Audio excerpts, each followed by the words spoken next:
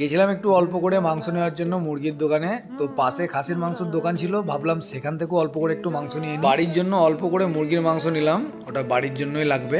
আর আমাদের জন্য একটু খাসি ভাবলাম নেব।